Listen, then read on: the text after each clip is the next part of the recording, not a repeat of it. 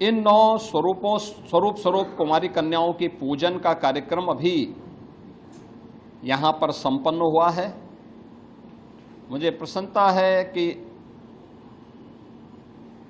जो सनातन धर्म की यह समृद्ध परंपरा है, यह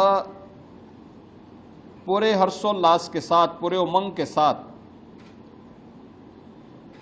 पूरे देश के अंदर इस परंपरा के साथ लोग जुड़ रहे हैं। शक्ति आराधना की प्रतीक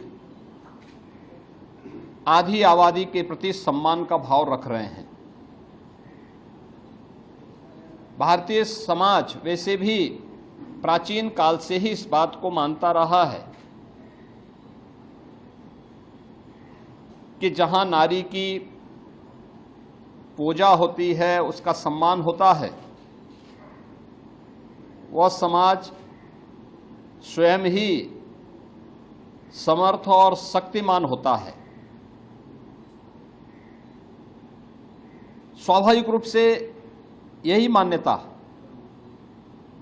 जो हमारे सनातन धर्म की मान्यता रही है कि यत्र नार्यस्तु पूज्यन्ते रमन्ते तत्र देवता, यानी जहाँ नारी की पूजा होती है वहाँ पर स्वयं दैवीय शक्तियाँ विराजमान होकर के उन मनोकामनाओं की पूर्ति करने में सहभागी बनते हैं, सहयोगी बनते हैं।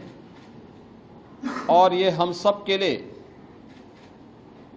यह एक गौरव का क्षण है जब हम शारदीय नवरात्रि की 9वीं तिथि में 8 दिनों के अनुष्ठान के उपरांत आज कुंवारी कन्याओं के पूजन के कार्यक्रम के साथ यहाँ गोरक्षपीठ के साथ में जुड़ रहे हैं। यहाँ की एक आदि परंपरा है। सैकड़ों की संख्या में बच्चे आए हैं। उनका यहाँ पर अभी पूजन का कार्यक्रम संपन्न हुआ है। अब इसके बाद उनका भंडारा का कार्यक्रम यहाँ पर आयोजित हो रहा है। इन 9 स्वरूप कुमारी कन्याओं की पूजन का कार्यक्रम अभी यहाँ पर संपन्न हुआ है। मुझे प्रसन्नता है कि जो सनातन धर्म की यह समृद्ध परंपरा है, यह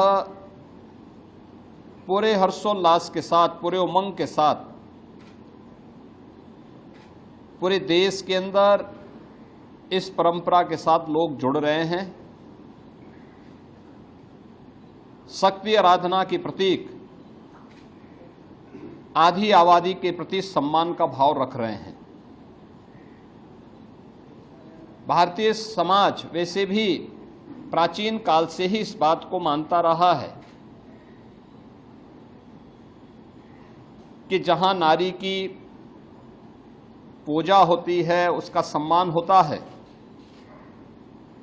वह समाज स्वयं ही समर्थ और शक्तिमान होता है।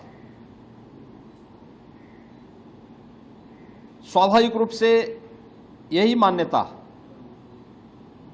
जो हमारे सनातन धर्म की मान्यता रही है कि यत्र नार्यस्तु पूज्यन्ते रमन्ते तत्र देवता, यानी जहाँ नारी की पूजा होती है वहाँ पर स्वयं दैवीय शक्तियाँ विराजमान होकर के उन मनोकामनाओं की पूर्ति करने में सहभागी बनते हैं, सहयोगी बनते हैं।